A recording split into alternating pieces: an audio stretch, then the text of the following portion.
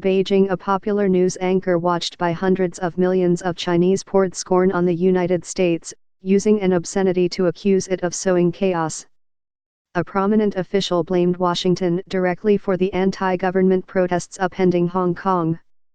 Pointed hostility toward America, voiced by Chinese officials and state-run news organizations under the control of an all-powerful propaganda department, has escalated in recent weeks in tandem with two of China's big problems, a slowing economy complicated by trade tensions and turbulence in Hong Kong that has no end in sight.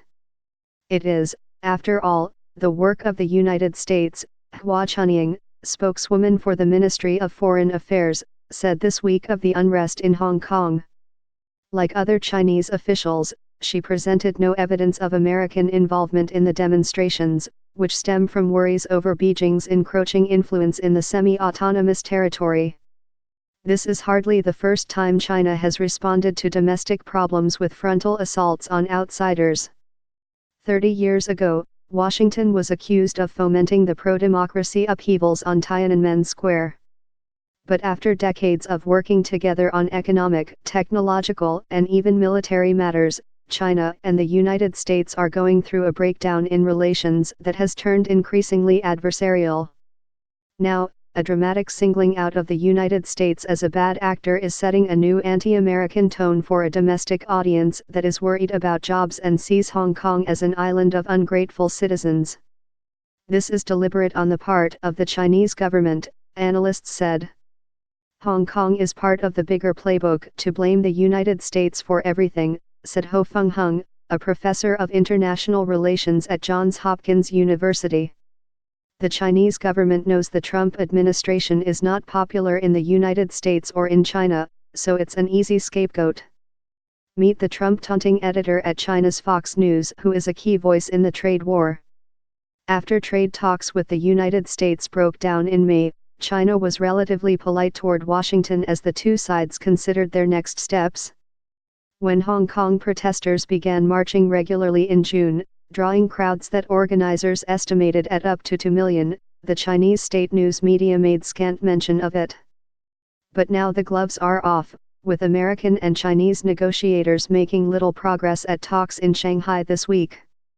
Just on Thursday, President Trump escalated the trade war, saying he would impose tariffs on an additional $300 billion worth of Chinese imports.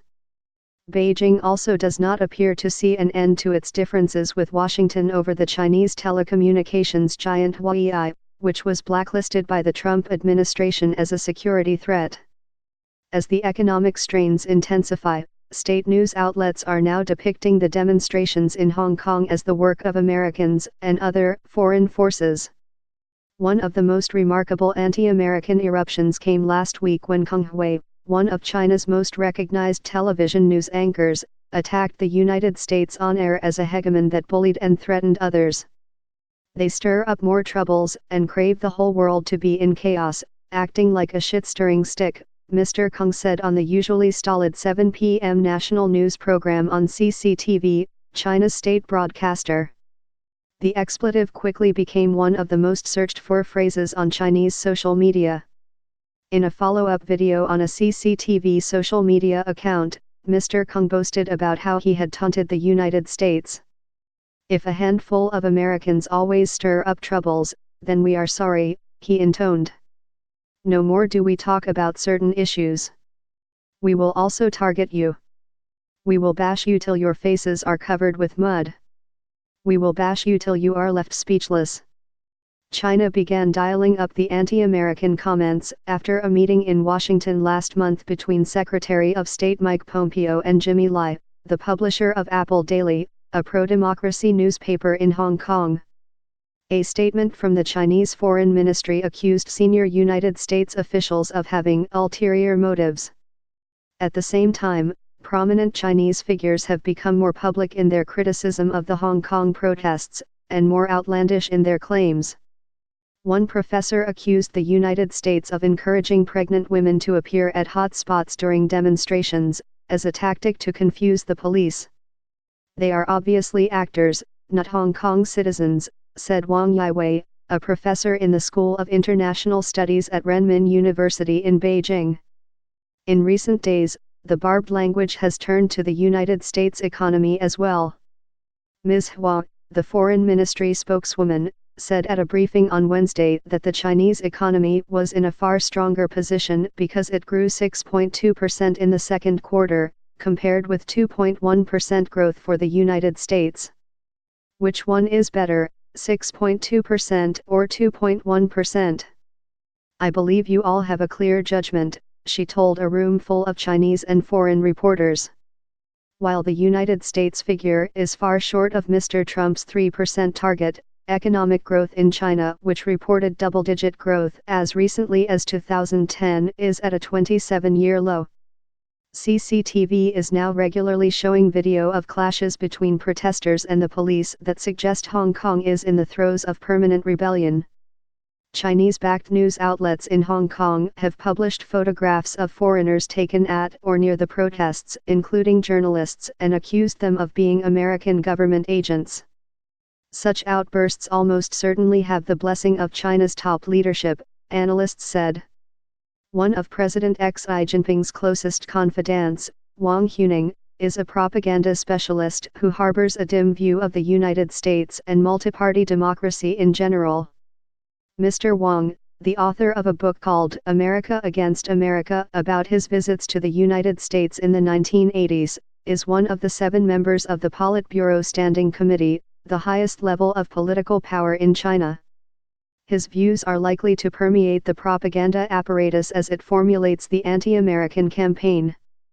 Blaming the U.S. for the trouble in Hong Kong signals a deliberate policy decision rather than an instinctive reaction, said Mingxin Pei, a professor of government at Claremont McKenna College in California.